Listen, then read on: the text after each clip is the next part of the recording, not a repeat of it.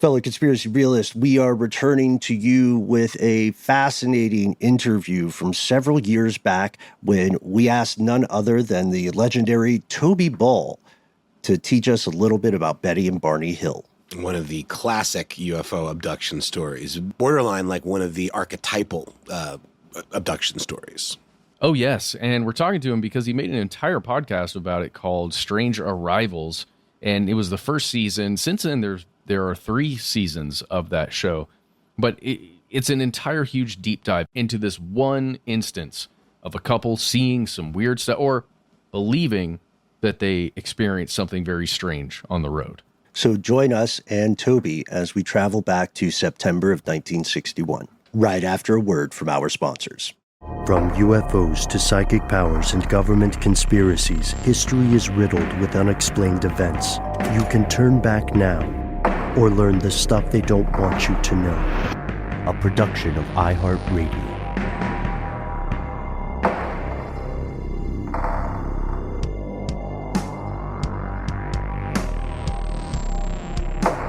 Welcome back to the show. My name is Matt. My name is Noel. They call me Ben. We are joined, as always, with our super producer, Paul Mission Control Deckens. Most importantly, you are here, and that makes this stuff they don't want you to know.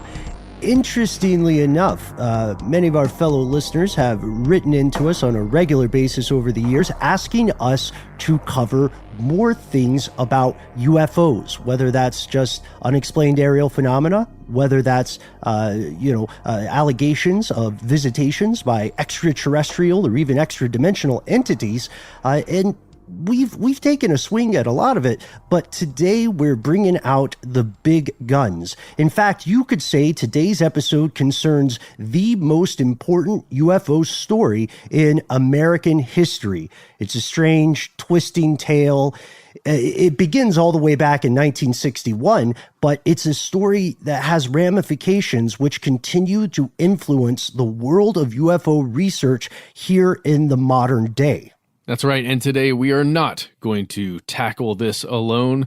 We have brought along and are joined by a journalist and author. His name is Toby Ball. He is the host of the new show Strange Arrivals. That is executive produced by Aaron Mahnke, by the way. It's a new show on our network that delves deep into the Betty and Barney Hill story. Thanks for coming on the show, Toby. Thanks for having me on. Now, Toby, before we begin today's show, we would be remiss if we didn't mention the fact that you are, in addition to being an author and a journalist, you are also a podcaster in the world of crime. Is that correct? That's right. For about 5.5 years, I've been one of the 4 co-hosts of Crime Writers On. And every week we review a couple of true crime properties, occasionally fictional crime as well, if that happens to be hot at the moment. So podcasts, HBO series, documentaries, things like that. And I would just say that they're very honest in their reviews. They've done several that I know Noel and I have made. And Ben, you might have one coming down the pike soon too. They're really honest, and it's a great show if you want to get an objective take. Dare we say brutally honest? Yeah, sometimes. I think Noel and I have both felt that before. We felt the wrath. But, I mean, it's worth a listen. Noel, did you work on the Oregon murders? I did. Yeah. Yeah. I think you were the one that dug it, but everybody else hated it, apparently. I couldn't even bring myself to listen to it, but you and I spoke a little bit, and I know that you stood up for it, and I really appreciate that. Yeah, I did. I actually did really like that one. Awesome. But that's not what we're talking about today. No, it's not. And I want to be the first to say I really like Strange Arrivals, which is what we are here to talk about. It's such a lushly sound designed and soundscaped storytelling, kind of bordering on true crime. It feels like a mystery, kind of. There's this wonderful atmosphere to it. Your narration is super solid. The writing's great. All the archival stuff really enriches the experience. And kudos for the first episode. I can't wait to hear more. New episodes are out every Tuesday. As we record this, we should note. Toby, Strange Arrivals, it addresses, as you had mentioned, Matt, it addresses the story of Betty and Barney Hill. Now, a lot of people in our audience today know sort of the broad strokes of some aspects of the tale, or they've at least heard the name, right? The Hill case mentioned. But we were hoping we could begin today with a little bit closer look at the overall lay of the land. On this show, we always like to start with the facts. So for the Here Are the Facts portion of our show, could you give us maybe just a broad outline of what the story is? It starts on September 19th, 1961, right? Yes. So what the sort of bones of the story are, Betty and Barney Hill were a mixed race couple from Portsmouth, New Hampshire, professionals in their community, leaders in the civil rights movement in our area of New Hampshire. I live in Southeast New Hampshire as well. So they went on a vacation. They went to Niagara Falls. They went up to Toronto, and they were going to go and spend a final night, the night of September 19th, 1961 in Montreal. And for some reason, and there's been a number of reasons given as to why this was, they didn't spend the night there. Instead, well into the evening, they decided to drive all the way back to Portsmouth, New Hampshire, which was probably about a 7-hour drive at that time. So they started heading south. They crossed the border. They stopped at a diner to grab something to eat. As they were leaving the diner, they noticed that it was about a little bit after 10 o'clock at night, and they continued to head south. And they started to notice they saw a light in the sky that seemed a little brighter than others. And Betty in particular sort of fixated on that. They stopped a couple times. It seemed as though it was following them. And then they stopped one time just north of a place in the mountains called Franconia Notch. They got out, they looked through binoculars, couldn't quite figure out what it was, but it definitely seemed odd. It wasn't another star. They thought maybe it was a plane, but weren't quite sure what to think. So got back in the car. They started to head down through Franconia Notch, which is this area that cuts between these two sort of sets of mountains. It's very, very steep on either side. It feels pretty claustrophobic. They pulled up to a place called the Old Man in the Mountain, which is no longer there. It actually crashed to the ground in 2003, I think. But it used to be this sort of natural rock formation that looked like an old man. And they saw an actual craft at this point with lights, and it was hovering, and it wasn't making any noise. And so they looked at it, and then it left again, and they got back into their car, and the hearts are pounding. They keep driving south through Franconia Notch, stopping every once in a while to see if they can see it. And they get a little bit further south near a tourist area called Indian Head, which is another sort of natural rock formation that looks a tiny bit, I guess, like an Indian Head. And then, they feel this thing whoosh over their car. They stop their car in the middle of the highway. I mean, this is at night in very rural New Hampshire, so there's almost no traffic. There's no ambient light. And they see a craft hovering above a field. Barney gets out. He approaches the craft with binoculars and sees beings looking back at him. He panics, runs back to the car. They take off down the highway. There's a sense that the UFO is following them. It's like sort of hovering above them as they move. They hear this buzzing noise and feel like a little bit of a tinge in their bodies. And then about 30 miles further down the road, they kind of come to. They haven't said anything. They're not really clear of time passing. But suddenly they're down by this town, Ashland, New Hampshire, and they wonder what happened. And so they've had this strange experience, and they drive home basically straight from there. They make a quick stop trying to get some coffee, but they end up arriving home 2 or 3 hours later than they're expecting to arrive home. They get there, they unpack their car, they notice a few interesting things. Betty's dress is torn, Barney's shoes are scuffed. Their watches have stopped at identical times. And they call Betty's sister's neighbor was a physicist. And they, for whatever reason, Betty thinks that maybe he'll have some insight into this. He suggests they go and they put a compass over their car to see if there's any strange magnetism. They apparently do this over the trunk where these bright spots, and the compass starts spinning wildly. So there's all these little pieces of what they consider to be evidence that something strange had happened during that time. And then about 10 days later, Betty has this series of very, very intense nightmares about being brought aboard an alien spacecraft and having sort of a medical examination done to her on the spacecraft by aliens, and is very disturbed by this. She tells this story to a variety of people, including her supervisor. She apparently, I guess, used to have tea with her supervisor and her sister. And she tells them about these nightmares she's having.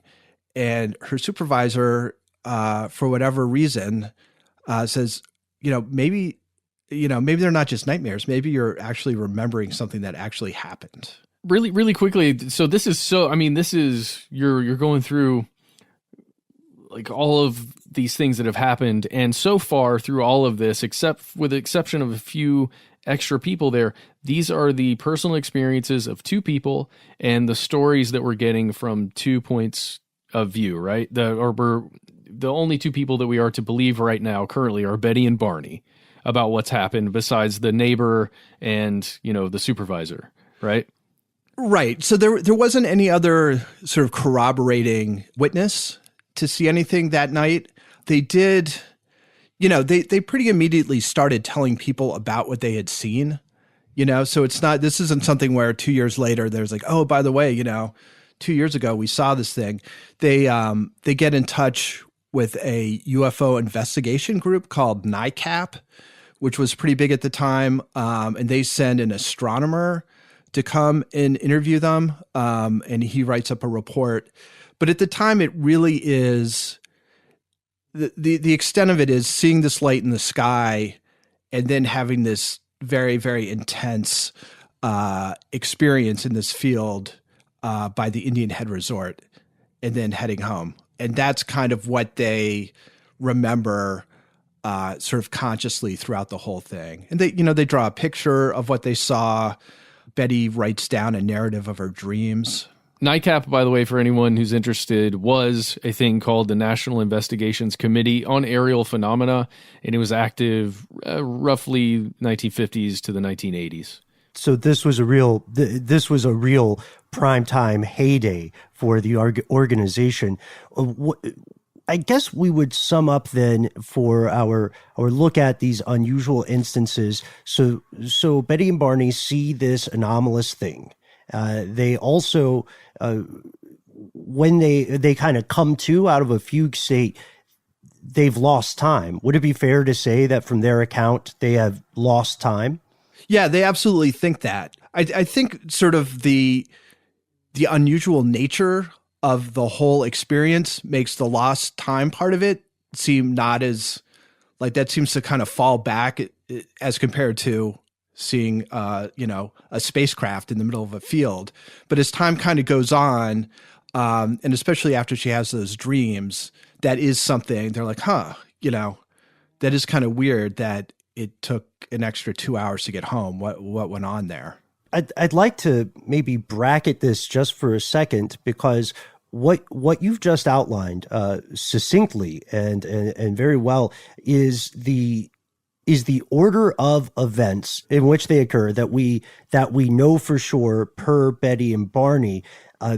For many people, this would probably remain the most inexplicable, strangest experience of their adult lives.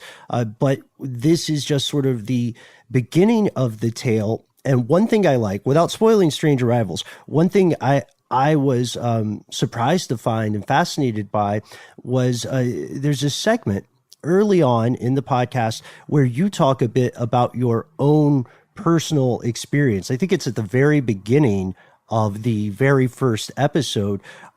Could you tell us a little bit, just so we have something to compare with Betty and Barney, could you tell us a little bit about your experience and what you see as differences or commonalities, and maybe whether that inspired you to pursue this show?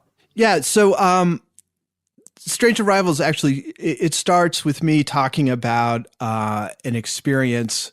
An experience is maybe putting it too strongly. But I was so my family's got a place up on an island in a lake in New Hampshire called Lake Winnipesaukee, which is, it's about an hour and a half, 2 hours from where Betty and Barney had their experience. And it was right around dusk, and we were having dinner and drinks with a couple who are old friends of ours, my wife and I. And my wife saw these red lights sort of hovering above, sort of the hills that you can see from the porch of our house. It was just strange. I've been going up there for 50 years, and I hadn't seen anything quite like that before. And it was enough that we walked down from the porch and we walked onto our dock to get a better look. And, the number of lights, I believe it started with 4 and probably got up to about 7 red lights. And they were kind of moving around, and it wasn't clear. They were some distance away. There was no noise. And it wasn't clear if there were individual things that were moving or whether it was a larger thing that was kind of, moving in its aspect to us so that we were getting a different view of what it was. I mean, that was sort of the illusion that we had. And I checked, my wife was checking, she wrote some notes about this afterwards. And we watched it for 20 minutes, so it was a good long time that we were watching this, and it never got to be more than just lights. We never saw like an outline of anything, or none of the lights seemed to have, more to them. So what's kind of interesting is, while we're watching this, my buddy and I are like, I wonder what that is.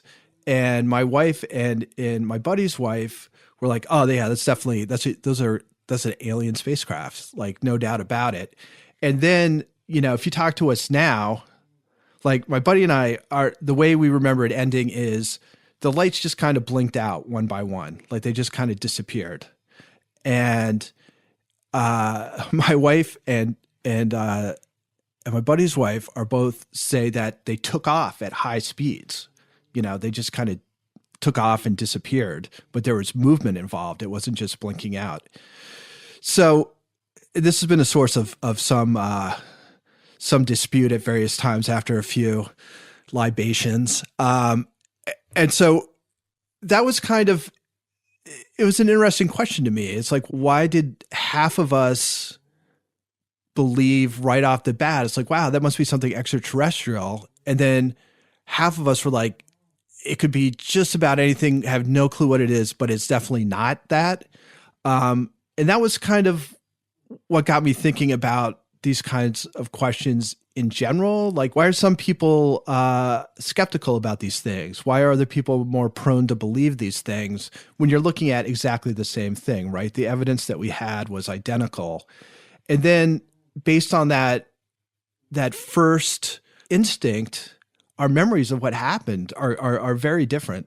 It's really fascinating. The whole idea of like the fallibility of memory, I think, is a really interesting spin on this, and especially when it was sort of split between the believers and the non-believers as to how you actually visually, interpreted this information, like, and then took that and created like, this is this phenomenon. I absolutely believe it. It's not such a leap to think that. It's just really interesting to me that. And so, where did you guys land on that? Like, when you what do these debates sound like over a few drinks? Like, how do you make your case? Was it just, okay, I'm gonna make this podcast? Yeah, well, it's nobody budges, basically. People dig in their heels, and we have another beer and we dig in our heels even further, and there really hasn't been any kind of movement towards the center from anybody. I mean, the memory's the memory. And that's kind of what made it compelling to me. And when I was talking to my friend about this podcast, he had the same feeling. It's like, it is super strange that we all, at this point, it's what, like 6 years ago? It's not that long. But our memories of it are so different, and there's just no give to anybody. Everybody's very clear about what they remember.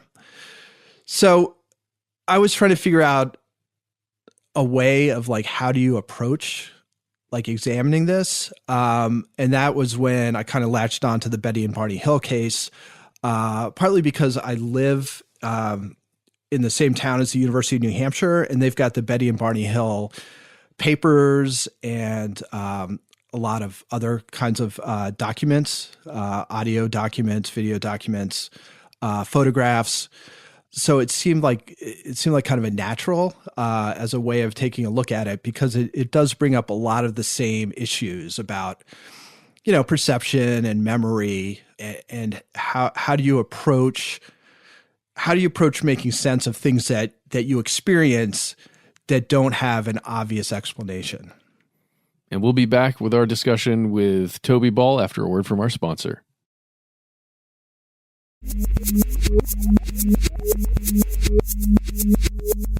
Welcome back to the show. Now let's keep going with this conversation. We're talking about belief here. Something Ben has stated on this podcast before. I'm going to paraphrase, but each of our understandings of the world, it's only the information that we've ever taken in, right? We can't know things necessarily that we've never accepted like as information into our brains. So each of us has that different perspective of all the information we know and then applying it to what we're observing, right? That's kind of what you're exploring here. But the story really takes a turn at the point where we left off a little while ago there, when we're getting into the concept of digging into someone's brain, putting someone back into a fugue-like state and digging through their brain to pull out new information that hasn't been stated as a memory, right? Yeah, that's what I wanted to ask you specifically, Toby. Do you think that, say, hypnotic regression might help solve this long-standing disagreement about what you saw? It would be interesting to find out. My sense is, having talked to a lot of people about hypnotic regression at this point, is that we would probably all tell the exact same stories. Yeah. It's your recall through hypnotic regression is made with the same sort of fallible things that your conscious memory is made of. When you're thinking about things, so it's taking the same basic elements, but just in sort of a different state of consciousness to recreate them. And I didn't want to, I apologize if I'm derailing the conversation here, guys, but I do mean it as, let's say, 60% joking with you and 40%, well, what if? Because that's exactly what you're setting up, Matt, right? Like the idea that the Hills eventually, I think we have a little bit of a time gap there, but eventually, inspired in part by Betty's dream journal, and inspired, of course, by these unusual events, they also turn to hypnosis, right? Is it hypnotic regression specifically, or just? I'm not a hypnotist. I don't know the difference. Right. So Barney had already had some anxiety issues.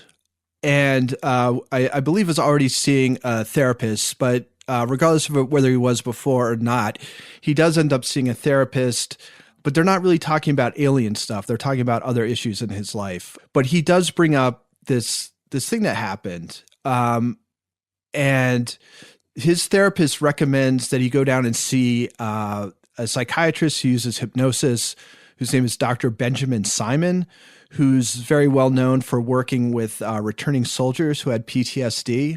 It wasn't known as PTSD at the time, but that's what it was. So they go down there and they do regression hypnosis. So what he does is he says, cast yourself back to this state. Tell me what happened. And so they start to go through this story, and he starts them off in Montreal and going on the different steps of the journey.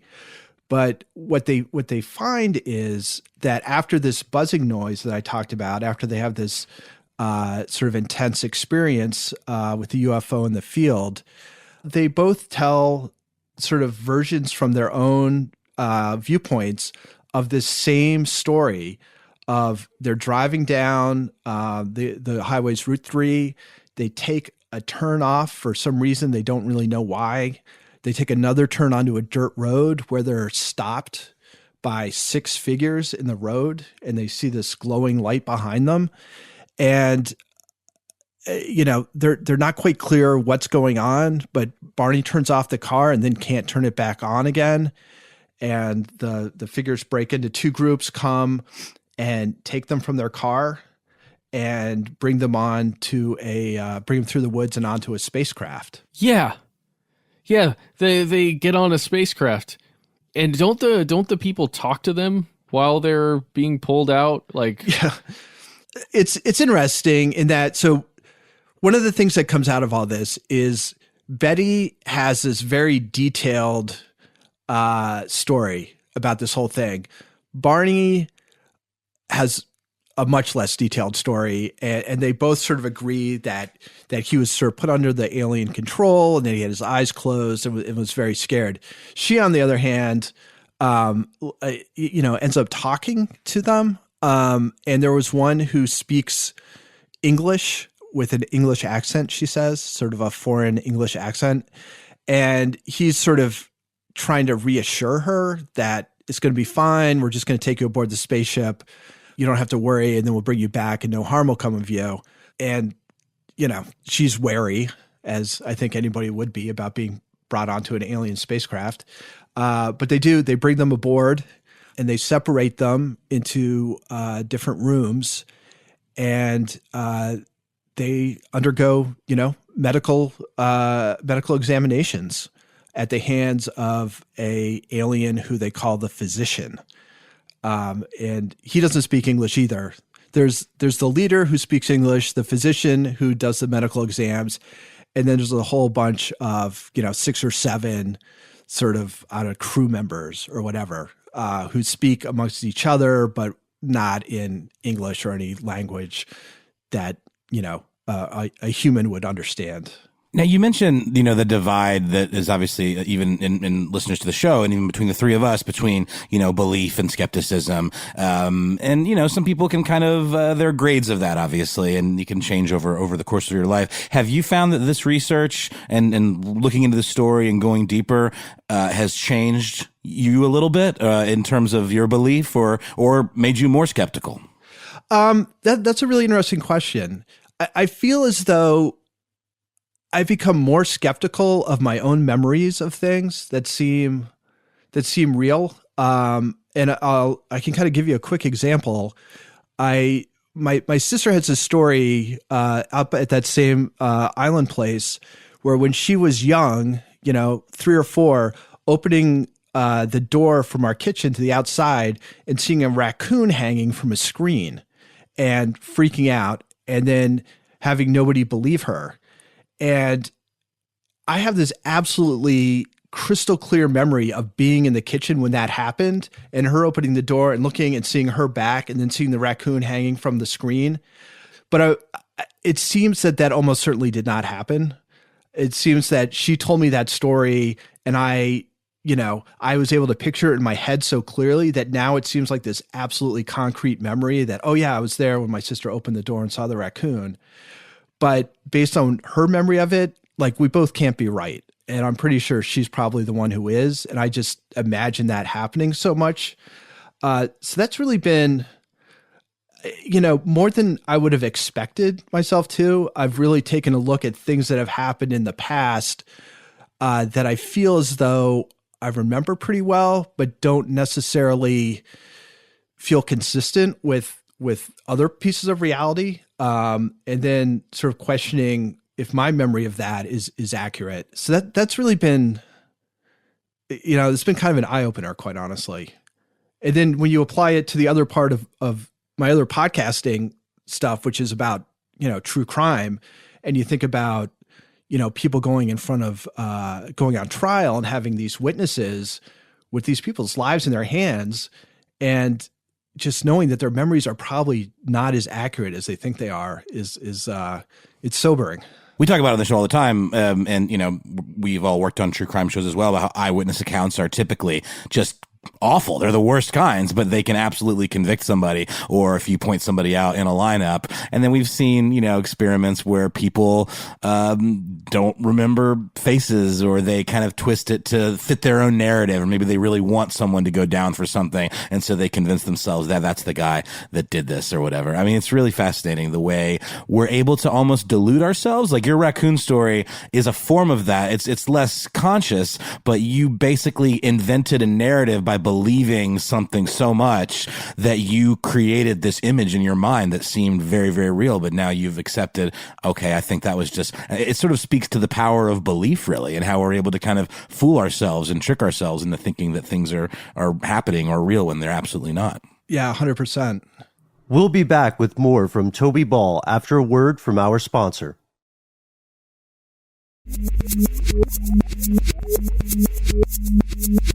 And we're back. So I want to follow up with a question here. To me, one thing that's fascinating about the raccoon story is, Toby, have you ever heard of something called the Mandela effect? I don't think so. So maybe 50 years from now, you and I will look back and think that we both did remember it, because it's this fascinating concept that's very close to what we're talking about today, wherein people can become convinced in a group that something has happened and it didn't occur. It's named the Mandela effect because the person who named it, they were in a group of people who were certain that they knew Nelson Mandela had or had not died and exactly when that happened. And they were so surprised that this was not the case, at least in their current timeline, that instead of just saying, well, maybe we were wrong about it, they've doubled down and said maybe they're having a memory from a different timeline. The stupidest version of that is that there's a whole contingent of people that believe Shaquille O'Neal played a genie named Shazam in a movie, but it was actually Kazam, I think was the name of the movie, if I'm not mistaken. And it wasn't no, it was Sinbad, but it was actually Sinbad. Shaquille O'Neal. Anyway, correct me on that one, Ben, but that's my favorite example of this. There's another one with the Berenstein Bears versus the Berenstain Bears. So many people believe it's spelled Stein, and in their minds, that's like that's all it's ever been. It's always been the Berenstein Bears, but it's actually the Berenstain Bears. It's interesting. I was actually tripped up on that one. A few years ago, somebody pointed that out to me. We did a whole episode on it, and I don't think we've ever had more feedback in an episode, besides maybe the sleep paralysis episode, maybe, Ben. I think maybe we got... Right, Matt, sleep paralysis. It's interesting because both the Mandela effect, what I've always called like the treachery of memory, and sleep paralysis, the situation wherein people experience vivid things, often nightmares, or the sensation that they are not in control of their body while they attempt to slumber, those both could relate in a way, however indirectly, to the case of Barney and Betty Hill. More skeptical people in the audience, for instance, might say that perhaps Betty was experiencing some form of sleep paralysis in her dreams. But what do we...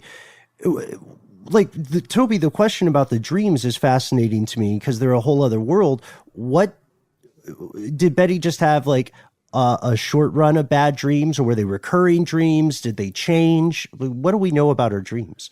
So it's interesting. She actually wrote them down in a document called Dreams or Recall. So she was already kind of thinking about, is this dreams or is this actual memories of something that happened that's been repressed? And so what she said is she doesn't dream them in sort of chronological order of the way they happened. She dreams them sort of out of order, and then she puts them into order in this document. And so they kind of stitch together, but they don't follow one after the other. They kind of bounce around a little bit. And I don't know, I haven't come up with anything that goes into any more detail on how that all worked. You basically just get, this is my compiling these 5 dreams in a way that sort of makes narrative sense going forward. And so it's this, it's this, I imagine, quite distressing series of dreams, again, about being aboard a spacecraft and being under the control of alien visitors and having them, examine you and really, you're sort of powerless in the face of their technology. And they also seem to have some kind of physical control over you, even if they're not holding on. It's interesting how that scenario always is kind of the trope of alien abductions. Like, I kind of wonder what the first one that was ever reported was. Do you happen to know anything about the history of this scenario of being, probed or examined? Like, it didn't just come out of nowhere, like whether, even if it's made up, somebody made it up first. I'm fascinated by how this is a repeating story we see all the time with these abduction remembrances, I guess. So I think that's one of the interesting thing about this case is that there really wasn't anything quite like it beforehand. And this sort of sets the narrative going forward, and so most abduction cases that follow are playing off this to a certain extent. And it's like anything else where it escalates and escalates and escalates. And then you end up in the 80s and 90s with, people being dematerialized through walls and, tens or hundreds of thousands of people being abducted. But before Betty and Barney Hill, there's really only one case that was not well known at the time, and it took place in Brazil. And it was this guy named Antonio Villas-Boas who was abducted and brought on a UFO. And sort of a little twist on this, has a sort of sexual encounter with a alien, like this small female alien with bright red hair who, screams like an animal and rubs her belly and points up to the stars. And he takes it to mean she's going to take their baby back to her home planet, I guess, to raise him or whatever. This hadn't really made it to the US unless you were like a real UFO aficionado. So not Betty and Barney. And I think there is a question that hasn't been answered about why this sort of medical exam, and in particular, she talks about having a needle plunged into her navel with the idea that it has something to do with reproduction or pregnancy. Different people have different, I think, hypotheses, and I think you can kind of, guess what they are about why she would be sort of fixated on that in particular.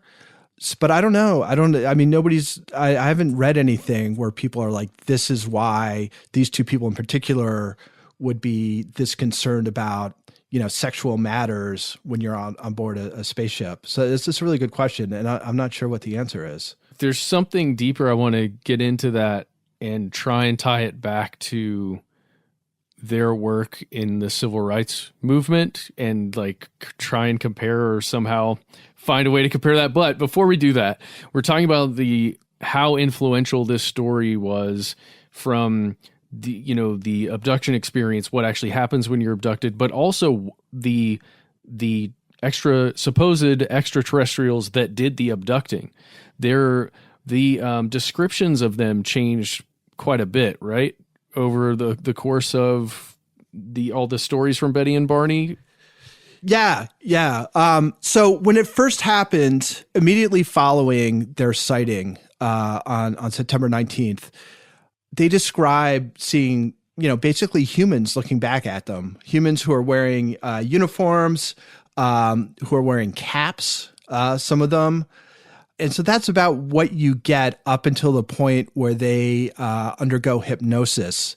And then there's a slight change. And part of it is under hypnosis, when Barney's describing being in the field and looking at these beings looking back at him, he describes two of these beings. One he describes as looking like an Irishman. And he worked in Boston, and as an African-American, it was very clear that he saw Irish as being sort of agents of racial animosity. So this is like a stressful image to him. The other one he describes as a Nazi. So again, it's this sort of a figure that would cause him anxiety. And he actually talks in radio interviews about how he didn't feel that they were sinister, but that the situation itself was sinister.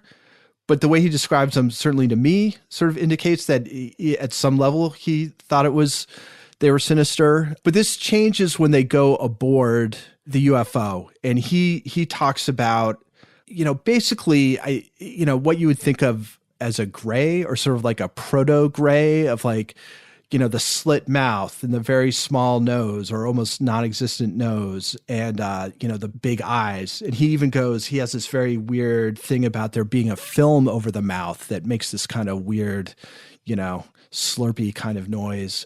And it's very, it would be an alarming thing to open your eyes up to. Betty, on the other hand, in her dreams, talks about them as little guys with big noses, like Jimmy Durante. And people kind of say, well, she heard what Barney's description was and kind of changes her story a little bit to fit his.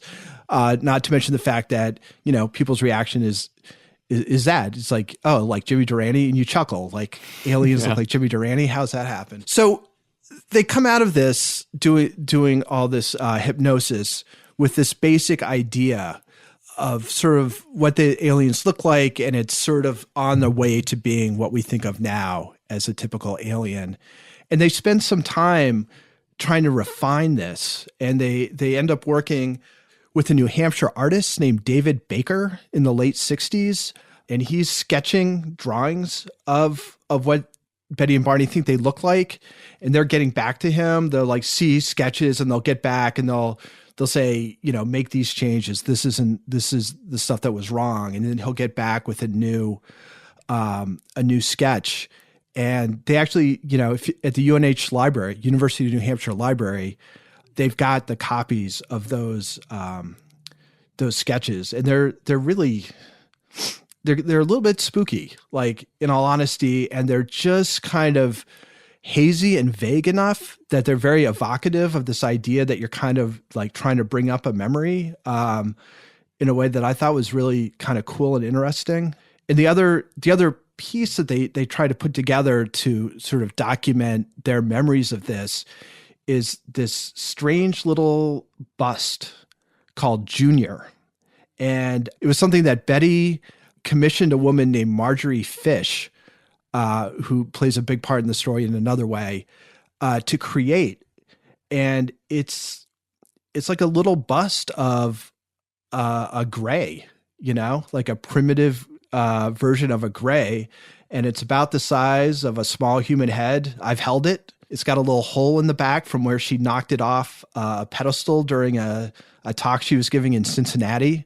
And it's just a very, very odd thing, but it is, I mean, that's what she says is the closest representation to what she saw during that experience. And that classic kind of gray alien image that is just so ubiquitous in pop culture now, this is kind of the origin of that. Like, this is really where that kind of came into existence, the story. Yeah. So this is the first time I think it's been put forward as being an actual alien. Like, I saw an alien and that's what it looked like. There's been, people have tried to say, where did they get this vision? And they point to there's an episode of The Outer Limits that ran just a couple weeks before they started Hypnosis, and it was called The Bolero Shield. And it's got this alien in it that kind of looks like a gray. I would say very loosely. Yeah. I mean, I think the only way you can really make it work is if you try and describe it and then somebody hears it and then they draw something that sort of looks a little bit like it. You might come up with a gray, but it's not so close. And then I've actually heard Brian Dunning from Skeptoid had heard from somebody that there was another, a Twilight Zone episode that was about a year and a half before that was called Hocus Pocus and Frisbee, that has another similar kind of, I mean, this is stuff from like, the early 60s. So the alien is basically a guy in a mask. And I think in Hocus Pocus and Frisbee, he's actually wearing a suit while he's being an alien. And It's kind of ridiculous, but it does have the basic idea of big eyes, not much of a nose, just a little slit for a mouth. So, for what it's worth. Another fascinating detail that ends up coming out of the hypnosis sessions and the memories then that are kind of brought back from the time that Betty, I think it is particularly Betty, when the time that she supposedly spent on this spacecraft, was that she saw some kind of dotted lights or lines of light, which she interpreted to be, I believe, a star map. Is that correct? Yeah. So while after she gets her exam, she apparently gets quite comfortable and starts having a conversation with this alien she calls the leader. And she asks him, where did you come from? And his response is to sort of pull out this, what they call a star map. And apparently it was in some ways a 3D type thing. Regardless, he pulls it out and she says, well, which one is yours? And he says, well, can you point out where your son is on this map? And she says, no. And he says, well, then it doesn't make any difference, right? Like you can't orient yourself. So he puts it away. So she tells this story under hypnosis, and Dr. Simon, the hypnotist, is just intrigued by it and says, sometime when you're not hypnotized, if you want to, why don't you draw that map that you saw? So she draws the map later, and it's, I think it's 21 sort of circles of various sizes, and some of them are connected by lines, and some of them are connected by more than one line. And so this is a star map. So this is supposed to be a exact replica of what she saw on board. And what makes it the really interesting part of the story is that this woman, Marjorie Fish, the very same Marjorie Fish who did the bust of Junior the alien, she looks at it and thinks, maybe I can use that to determine where the aliens came from. Like what's the vantage point in the galaxy from which this map was made. So this is in the home computer age. So what she does is she gets the latest information on stars and their distance from the Earth and each other. And she makes these really, really elaborate models of the near galaxy in her living room.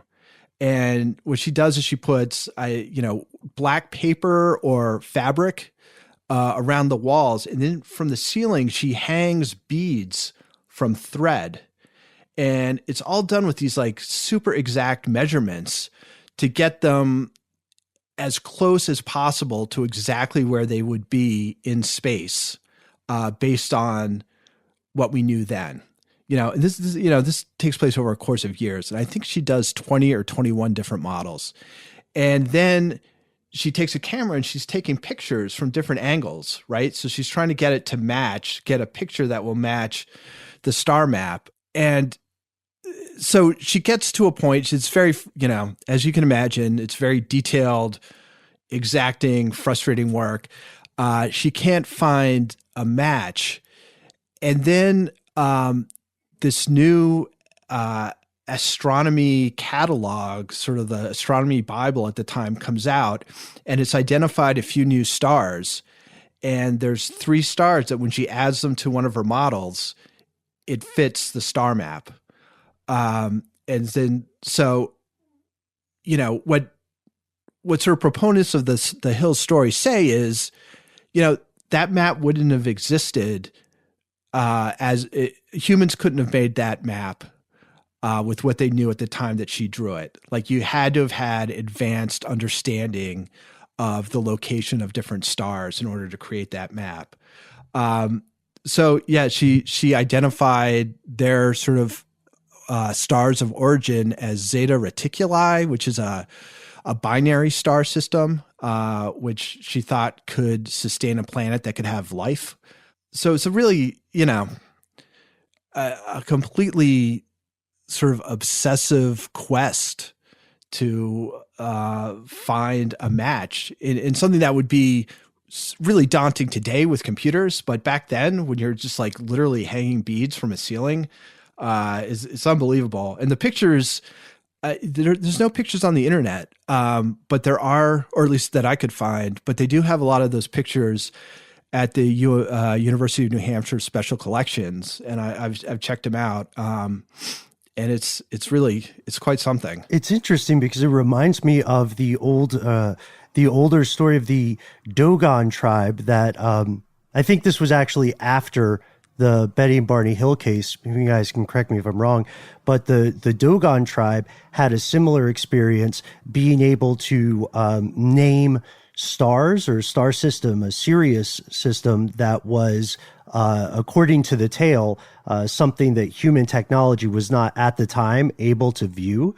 And it's strange to me because, like someone else pointed out earlier, we're seeing tropes there. And now that we know this story for the Dogon may have happened or come to attention after the Betty and Barney Hill story, we have to ask ourselves just how profoundly the experience of these folks has informed UFO folklore, UFO.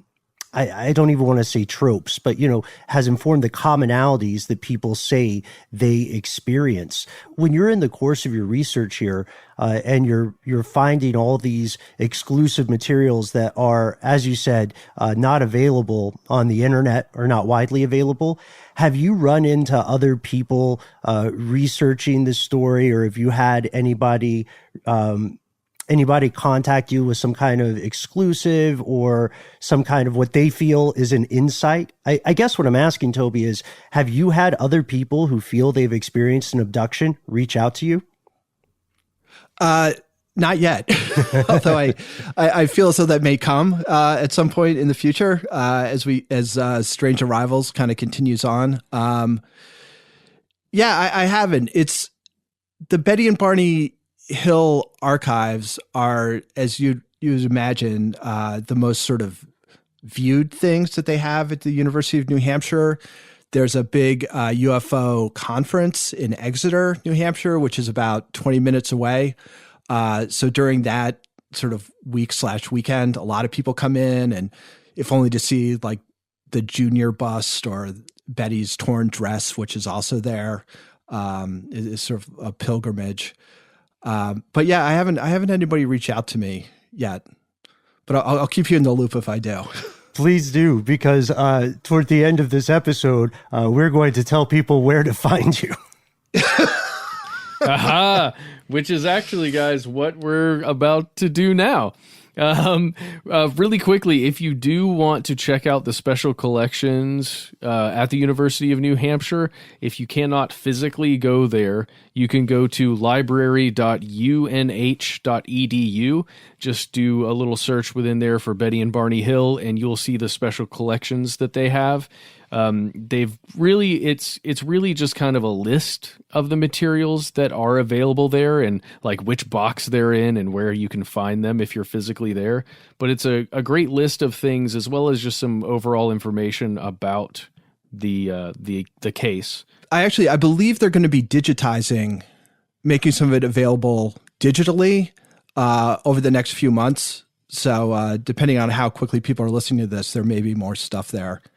At the very bottom of the page of that special collection of Betty and Barney Hill, there is a picture of the alien bust if you want to go and see what that looks like. So if you want to do that, if you want to learn more about this story, then just listen to Strange Arrivals. That would be my recommendation.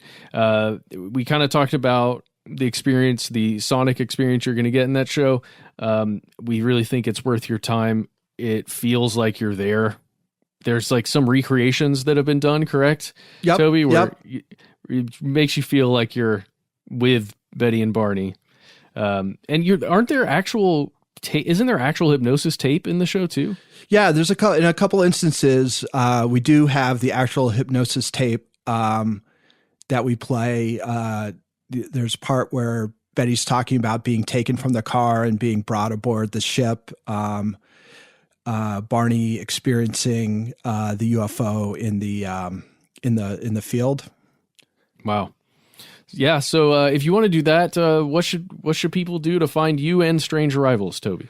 So Strange Arrivals, should be available on whatever podcast app you use. If you want to get in touch with me, I'm on Twitter at Toby Ball NH, and my website is tobyball.com.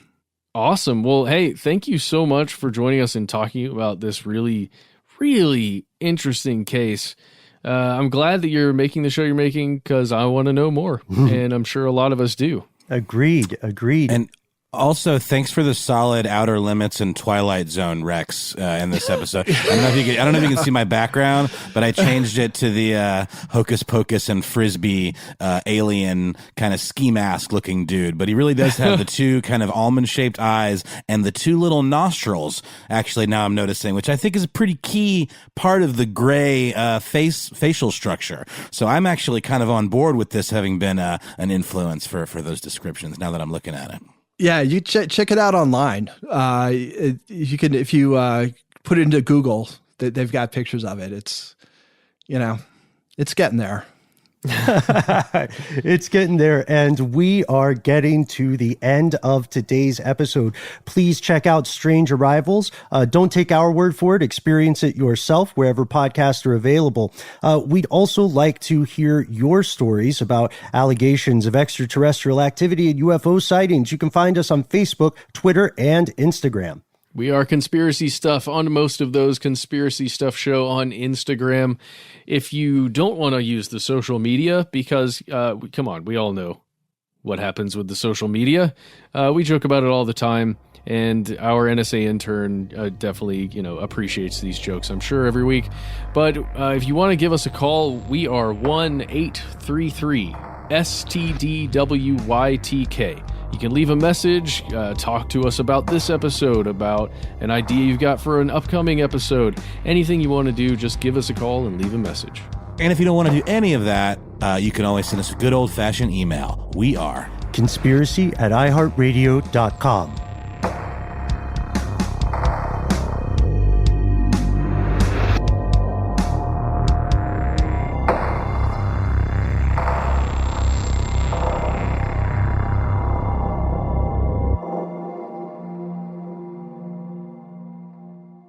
Stuff They Don't Want You to Know is a production of iHeartRadio. For more podcasts from iHeartRadio, visit the iHeartRadio app, Apple Podcasts, or wherever you listen to your favorite shows.